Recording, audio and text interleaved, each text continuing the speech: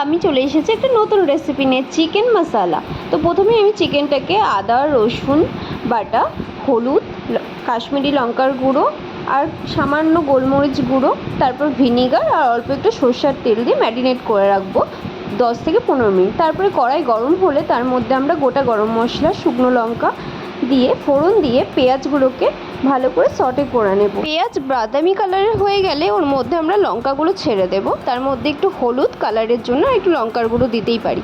তারপর আমরা tomato paste করে রেখেছিলাম, ওটাকে দিয়ে নাড়াতে থাকবো কিছুক্ষণ। এর মধ্যে জিরা আর ধনে গুঁড়ো দিয়ে তারপরে আমরা ম্যারিনেট করা চিকেনগুলো এর মধ্যে ঢেলে দেব। তারপরে কিছুক্ষণ কষাতে থাকবো।